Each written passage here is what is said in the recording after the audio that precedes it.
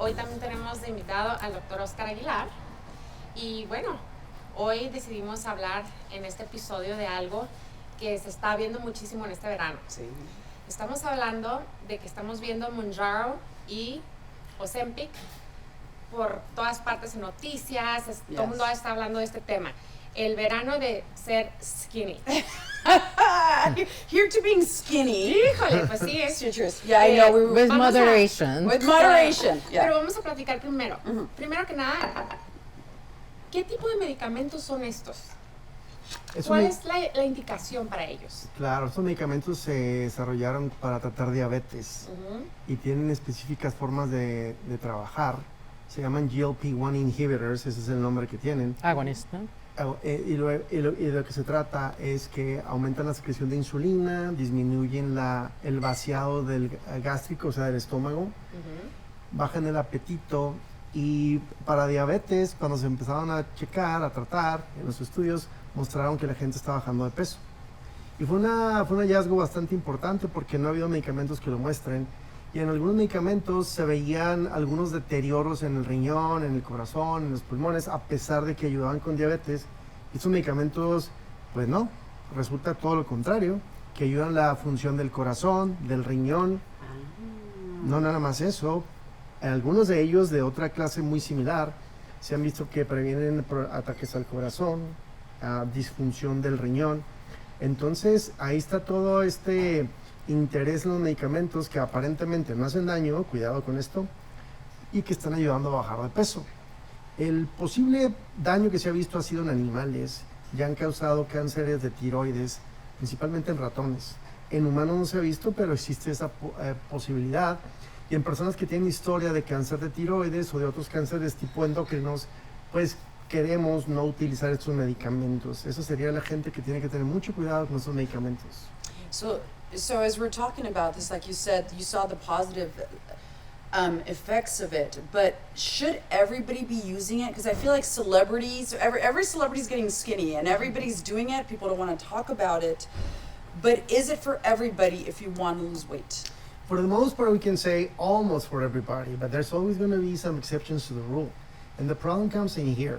We do not have studies that go very long term. Yeah. What if all of a sudden we come up with another huge side effect, complication or problem? Everybody's going to be backpedaling, and now is 2 years, 3 years, 4 years into it, Right. like it's happening with other medications.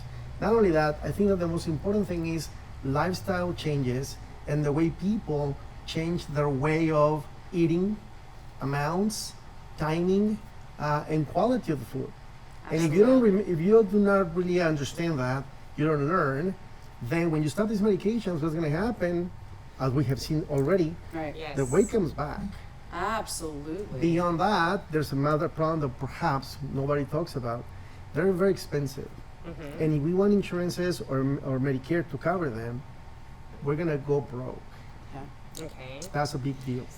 So, that was going to be our next question about what's going to happen to those patients that use the medications and then suddenly they stop. What's going to happen? Well, I mean, like Ozempic and Mounjaro, they both, as Oscar mentioned, decrease the glucagon, increase the insulin, improve sugar, but can cause hypoglycemia and so on. Also decrease the gastric emptying, but also decrease the appetite because it mimics a hormone that sends the signal to the brain and tell the person you're full. So if you have a binge eating disorder, one, you stop the medication because keep in mind this medication doesn't cure eating disorder. In fact, worse, it led to a worsened eating disorder. So if you have an eating disorder and you binge and you stop Ozempic, you're gonna bounce back. But now, if you take Ozempic to get a boost, to get motivated, to lose some weight, then you have to learn to modify your life. Like, for example, I taught myself, I don't like desserts, so I go to a restaurant, will never order a dessert menu. So the idea is to give some incentive to the patient to get back to close to the BMI that they should be, and then start learning about changing lifestyle Therefore, they don't bounce back as soon as they stop the medication. And also, I would say that you have to taper the medication. Correct. You shouldn't stop from one day to another. Just taper a little bit. Go down slowly. Yeah, and of course, this medication is not indicated in pregnancy. It's not indicated in type 1 diabetes. And if you have kidney problems, if you have pancreatitis or severe GI side effects that can cause to dehydration and acute renal failure, you shouldn't use it. I'm glad we're talking about all of this. I think, you know, it's easy to see, and we're visually driven. I admit that as well. And it's easy to see people on camera, on social media, everybody getting skinny and they look fabulous.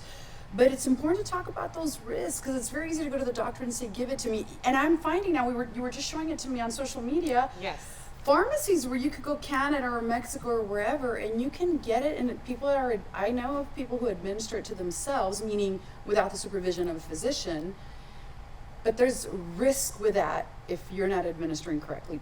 Tell us about that. You know, there's in the United States, there's a lot of regulations for Yes. pharmacies, and there's probably two kinds of pharmacies: the classic pharmacies and the compounding pharmacies. Believe it or not, the compounding pharmacies are more regulated than the regular pharmacies. They have a very, very small wiggle room to go with variations in dosing. So as far as I know, if you get it in the United States, and of course comes one of those groups of pharmacies, we're safe. If you get it in Mexico or Canada, it is impossible for me to give an opinion because I do not know the system very well or at all.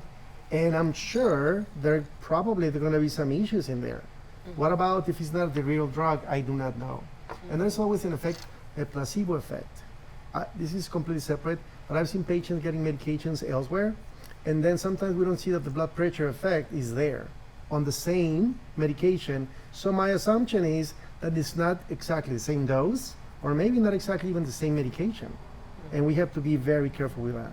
Absolutely. Ahora, para esos pacientes que están utilizando estos medicamentos como pérdida de peso, ¿hay alguna un límite de peso que puede perder cada paciente? También para que la gente empiece a ver eso, ¿verdad? Porque Sí. vamos a decir, alguien que quiera perder, no sé, 80 libras, en comparación de alguien que quiera perder 20. El que quiera perder 80 puede utilizar estos medicamentos y lograr esa meta. You know, sí y no. Hay gente, ustedes lo han visto, o sea, que tu BMI debería estar entre 18 a 25. Less than that is weight. I mean, and then that's when you see all these new Ozempic, Mounjaro, Wegovy people that have like skinny body and a big head. I love my Yeah. Tell it how it is. No, but and that's when I think that you as a physician should just talk to your Yes. patient and say, this is wrong, and we're getting into a bad eating disorder. And as far as losing 80 pounds, I've seen patients have done it, and keep in mind that obesity comes also with a lot of health issue. You know, there's with you're obese, it decreases your cardiovascular risk to develop CHF, congestive heart failure, myocardial infarction, and so on, as well as, you know, so many problems that come with obesity. So it's a great medication, not just for diabetes, but also to control obesity. But once you reach certain BMI, you know, you should integrate into your weight loss program, you know, lifestyle changes. Otherwise, it's gonna be a battle for your whole life, and God knows if this medication has been in the market for 6 years, but I don't know, in 20 years, we have like warnings that, you know, this medication can cause cancer of this and that and that. So, Y precisamente ahorita que tocas ese tema, esta semana se ha estado viendo mucho en las noticias que muchos pacientes que han estado en estos medicamentos han estado teniendo muchos problemas estomacales. sí, es que esos son Muchísimo los está principales. saliendo. Y lo platicábamos, lo comentábamos Pati y yo, y digo, bueno, qué extraño que apenas está saliendo That's right. esta noticia, y por qué no había salido esto antes con los pacientes que ya tenían muchísimo tiempo bajo estos medicamentos, pero bajo la indicación de diabetes. ¿Por qué no se había visto eso? ¿Por qué hasta ahora que la gente lo está utilizando para pérdida de peso? Eso se sabe desde un principio. Ok. Lo que pasa es que ahora el uso, como ha sido tan pronunciado y tanta gente lo está usando, se están escuchando más los efectos secundarios. Ok. Pero el uso desde un principio, desde los trials, clinical trials, se Oh, vio really? que existían muchos efectos gastrointestinales. Baja de apetito, que bueno, queremos que suceda. Número 2, bloating o gas intestinal. Número 3, náusea, puede haber vómito, indigestión. La gente se siente incómoda del intestino, pero no toda. Yo creo que más o menos ocurre como un 35-40% en lo que yo he visto de experiencia. Ahorita la doctora González-Sozar y ustedes tocaron un tema muy importante, el peso. Siempre el peso va a atraer a la gente. La gente quiere perder peso, punto. Pero lo que no se ponen a pensar, y es muy importante, es la grasa corporal. En mi clínica tenemos una báscula que no existe en muchos lugares, donde no nomás checamos el peso y la estatura, checamos la grasa corporal, y hay una grasa mucho más importante que es la grasa visceral. La grasa visceral está en el intestino, en el hígado, inclusive en el corazón, en el páncreas y en todos los órganos que tenemos, principalmente en el abdomen. Y esa grasa, cuando es mucha, se convierte en un órgano adicional que ahora empieza a dirigir el comportamiento, el apetito, el craving de cada persona. Y esa es la que da inflamación eventualmente y causa enfermedades cardiovasculares, strokes, heart attacks, Alzheimer's, Lewy body disease. Y todas estas enfermedades que estamos viendo como las primeras 6 causas de muerte en Estados Unidos y en el mundo. Right. Y no hablamos de eso. Una observación muy personal, cuidado, yo estoy hablando nada más de unos 100 pacientes, no estoy hablando de miles. Yo he visto que bajan de peso, pero veo que están aumentando grasa corporal. Ooh, that's so important. Es una observación que no he visto corroborado en ningún estudio porque no se ha platicado de ello y creo que no se evalúa, no estoy seguro, pero no se ha platicado. Well, Because it gets easier for them just to Yeah. do Ozempic and they don't exercise. Y That's comer right. lo que Correct. sea, That's pero Yeah, en they don't porciones exercise. más pequeñas. Correct. And also that visceral fat that he's talking, just to make it more graphic, son los panzones esos que ven que tienen la panza así. You know, you see it all the time. But no, that it comes like this. Boom. That's visceral fat. Yes, that's fat inside, behind the muscles. So So basically, it's fat around the liver, and that it's a hard fat to lose. I think we get and explain to us, and like I'm 2 years old, so people see a number on a scale and they think I'm losing weight, but you may not be losing fat, and that's what's critical. Because are you healthier? Yeah, you're skinnier, Correct. and we're obsessed with the skinny, and I Correct. get that because we're on TV, and I mean, for years our background was on that how we look, but is it healthy? Fat is lighter than muscle. Yes. Keep that in mind. Yes. So, if you exercise, you might not see the changes in your scale because your muscle is developing. So that's when it comes that you have to, do actually, let's call it by the generic name, semaglutide or tirzepatide. But that cannot be just your lifestyle. I mean, you have to integrate healthy habits Absolutely. and exercise. And healthy habits start, like I tell my patients, the diet starts from the moment you go to a grocery store. You buy junk at night, you're bored, and you go to the pantry, you find some chips, you go to the freezer, you find some ice cream, and you're gonna eat it. So if you don't have it, you won't eat it. That's right. Compre That's frutita. right. Go. I know. After this, I'm gonna go grocery shop. Healthy food. And no matter what you do, whether it's surgery, whether it's a pill, whether it's whatever, and then we're talking about these skinny medicines, lifestyle's a huge component. Tell us about that. It is huge. I tell my patients when they ask for these kind of medications, listen, in my clinic at least, you're going to work for the results. I'm not going to expect to take a pill or an injection and have everything that you want right away. If you're going to work at it, then let's do it. But if you're not going to work at it, it's going to be tougher when we get to the point of stopping the medication because everything is going to come back to where you are now. So in those patients that really work, and is most of my patients, what I see is this. The weight goes down a little bit, but the fat goes down more. And that to me is a very healthy weight loss. So the weight is very relative. Of course, if patient is huge, is morbidly obese, we want to see both of them coming down, big time the weight and the fat. But remember, of the 100% people out there, obesity, which is about close to 60% of the United States now, Wow.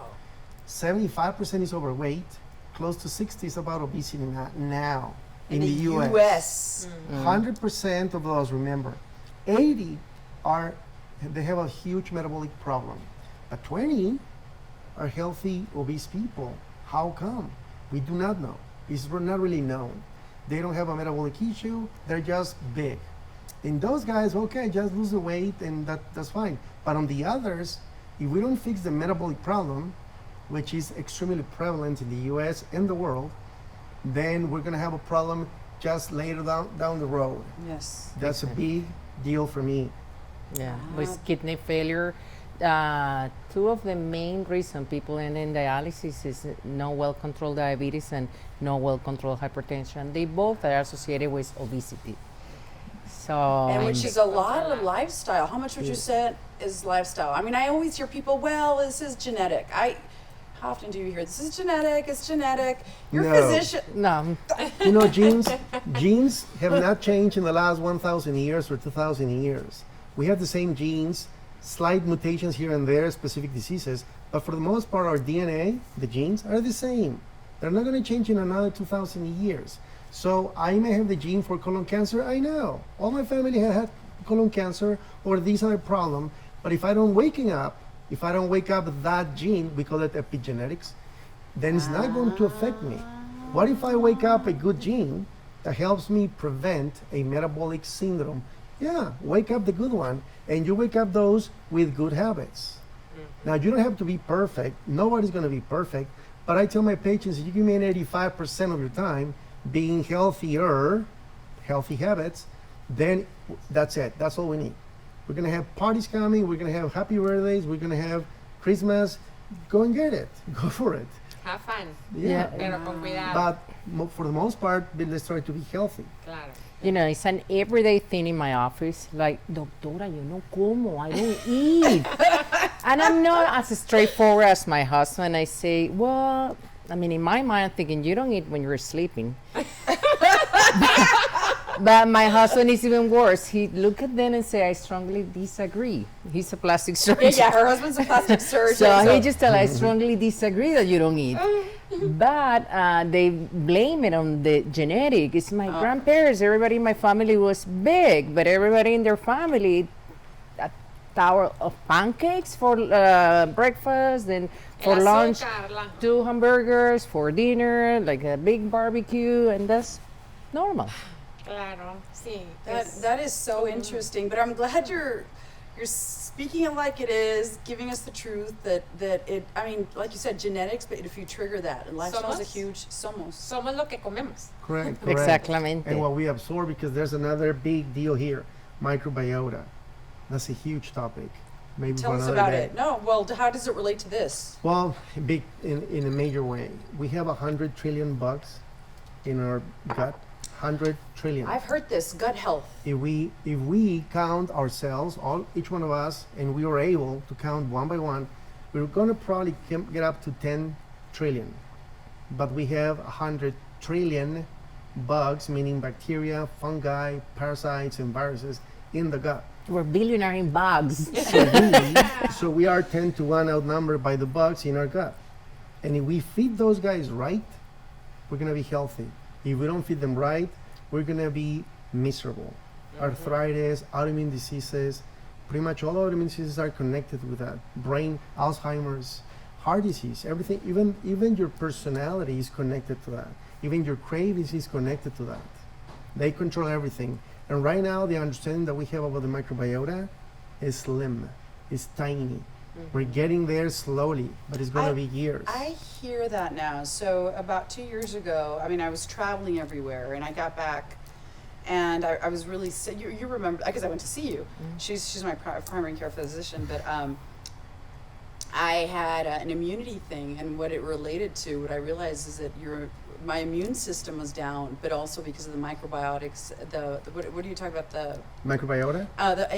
in my stomach, gut health. It was all related. I was trying to read and figure out how to strengthen my immune system. And one of the things I kept on reading, and doing my own research was get that gut health in order Correct. to strengthen That's your correct. immune system. And I Correct. started taking, what is it? The Probiotic. macrobiotics, just to regulate.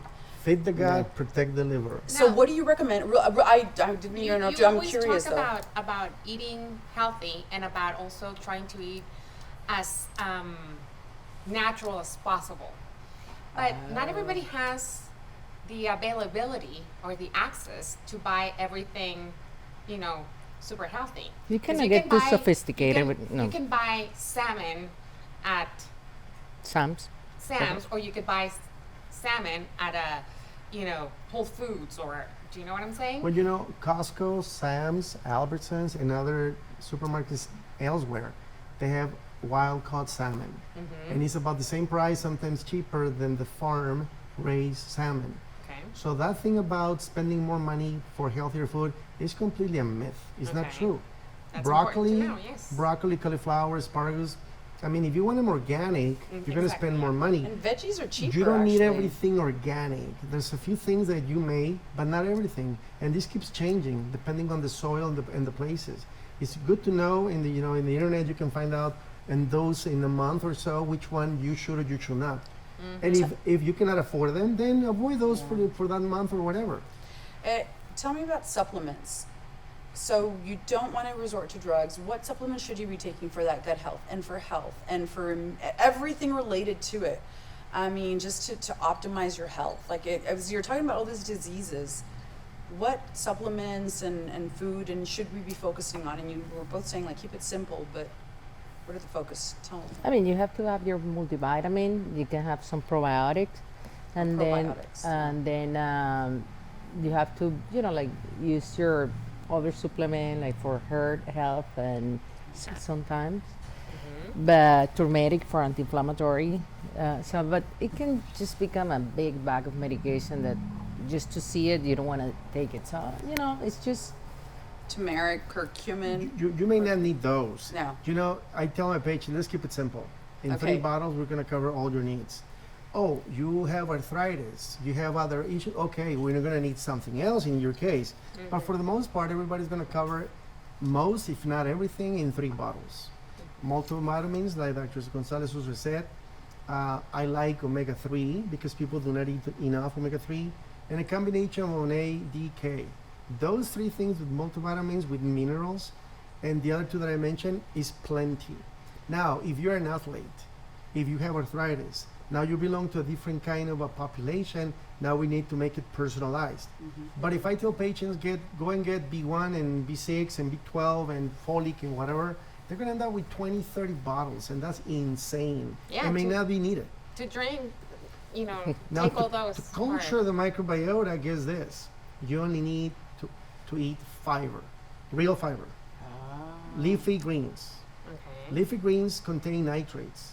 That if you have a healthy oral microbiota, another microbiota, you start getting into the nitrite pathway and you create in your gut, in your stomach, nitric oxide, which is a gas, and it goes away in seconds. And nitric oxide is important for, watch out, low blood pressure, which is healthy, good circulation for the guys, and for the women, I guess, erectile function. We talked about that on our another tea talk. We talked about. Somebody doesn't have enough with erectile function or whatever, nitric oxide is low. My blood pressure is high. The nitric oxide has been low for a long while, and the blood pressure now is manifesting like that. So it's My- not always testosterone.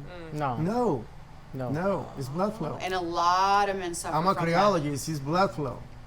Exactly. First thing that I'm going to check is their heart, because if they don't have blood flow to the penis, eventually they're going to have problems with the heart. So I'm going to check the heart, and then later on, we're going to talk what to do. So before you take medication, there's diet changes you can make. Do you You all look bet. at that too? Whether we make them or not, that's a different story. But we women should. need good blood flow down there too. Correct. Both ways, like you said. That's It why- goes both ways. That's why at the end I added you guys, you know. Yes, pobrecito. ¿Cómo se siente con tanta mujer aquí hablando de... Un poquito number, but it's okay. Pero no hay problema porque eventualmente vamos a hablar de la andropausia y va a regresar también de nuevo el doctor Aguilar para And hablamos Oscar de la- andropausia, no me. hablamos de la You want somebody menopausia else. y eventualmente también hablaremos de los hombres. Pero una cosa muy importante in Sí. changing lifestyle is that a lot of patients refuse to exercise because they have a back pain or their knee or La excusa. it's too hot. You have to like really make a right. statement on that. No matter, what type of activity you do, but you have to adjust to whatever injury you have. I'll give you an example. I was a full distance runner for years. You remember? I remember that. Marathon runner, yes. You've ran how many marathons? Just so we get- 45. Okay. Ay, ay, ay. Full distance. And you saw me playing tennis. I was No, like you're there a beast. every day. Marlena's a beast. So all of a sudden my life changed. I have a knee injury. I have one bad knee surgery, another one that was cleaned, but I need a third surgery. So my life was like, because my exercise was my medicine, my antidepressive, everything. And all of a sudden I cannot do any of the two exercises that mean a lot in my life. So I adjusted. And that's what you have to tell your patients. And now I do the Peloton. Now she's on the Peloton and all morning. and I do the weights and, Mejor porque no te pega el sol. Te Exactly. cuidas tu Sí. piel. Exactly. No te salen arrugas. Exactly. So you have to really emphasize that. Don't you That's agree? Correct. 100%. Adjust. And you know what? One thing is about this. We're all going to be aging. There's no question about it. But aging in a healthy way is a different thing than aging in a bad way. That's right. And longevity to me is a very important word. In fact, in November, going to Calabria with Walter Longo to visit a longevity clinic. Nice. And we're going to bring, good things because we need to do that everywhere. Well, the quality of your life matters. We're living longer. It's not just we're aging and we're getting older. And we talked about this when we first got together the first time in our first tea talk. Pero But the también la gente va más al quality. doctor. Antes no iba la gente tanto al doctor. Yeah, but- Ahora nos estamos But they have atendiendo to más. follow the orders. me I mean, tell tú le you- puedes decir a alguien, pero si no lo hacen. Pero, It's you know, quality versus quantity. correct. Very, very important key word, combination of words. There's one thing about life expectancy. Yes. It's been like this for for years and years and years. We go back 67 years ago, the life expectancy was 60, right? That's nothing. I mean, I'll be dead in 5 more years. Life expectancy has been going up except for the last 4 years. Now it's going down. De Why nuevo. is that? Has nothing to do with COVID. Lifestyle. And this is the generation that is expected, the kids right now, our kids or maybe grandkids, is not going to live longer than us because they're getting diseases earlier.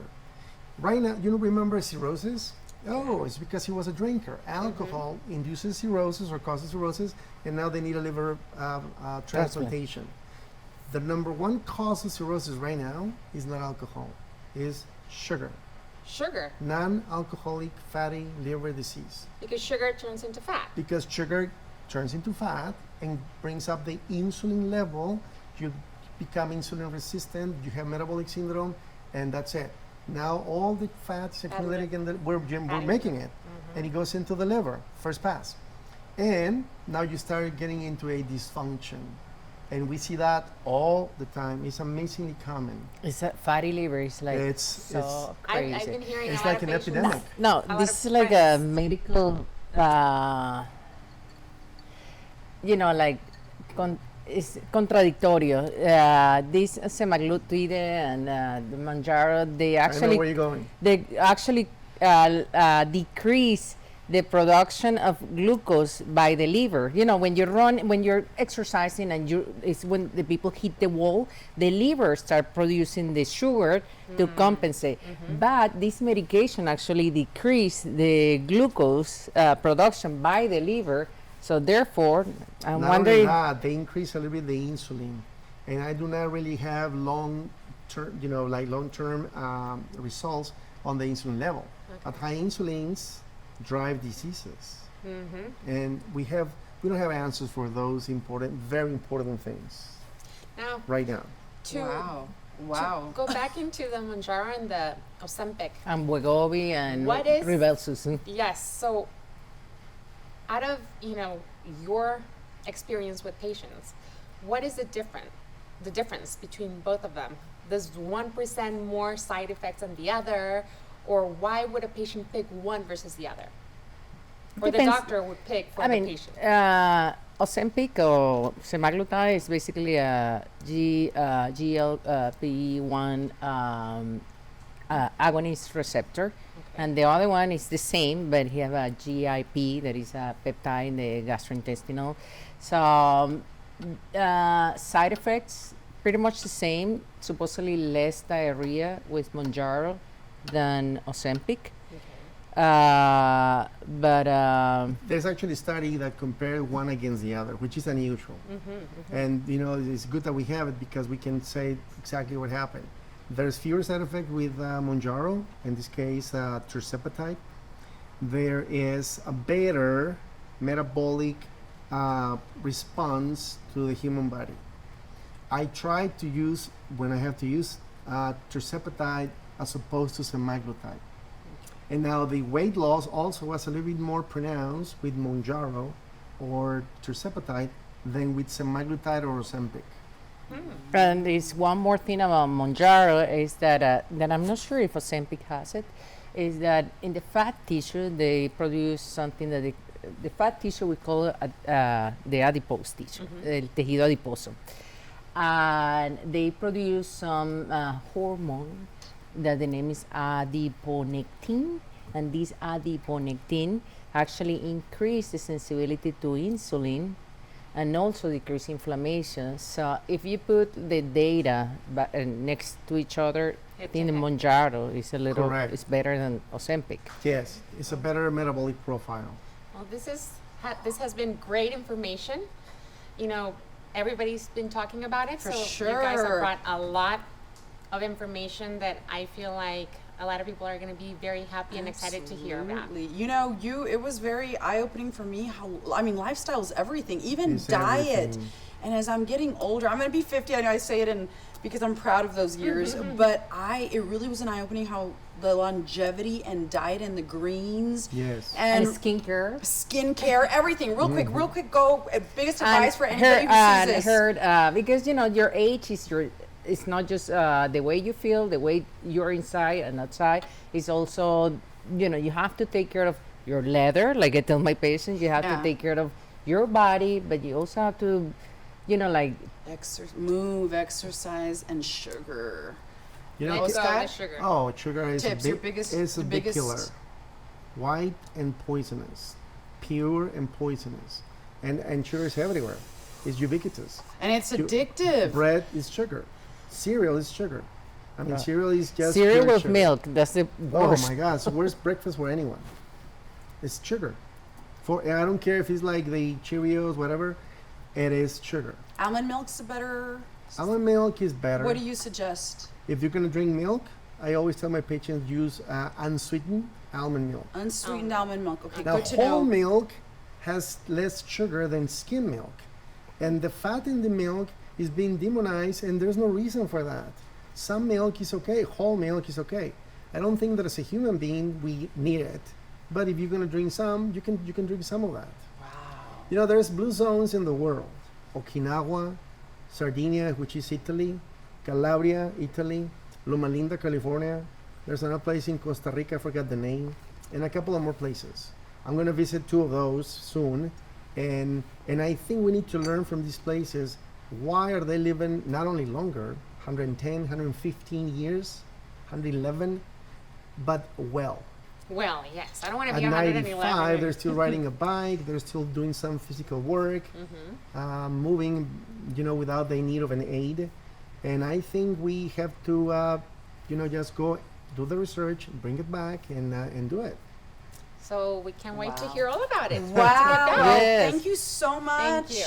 Yeah, it was so instructional. Thank you very much. Thank you. And see Thank you you soon. for having us. Yes, next Nice time. coinciding here. Always fun with you.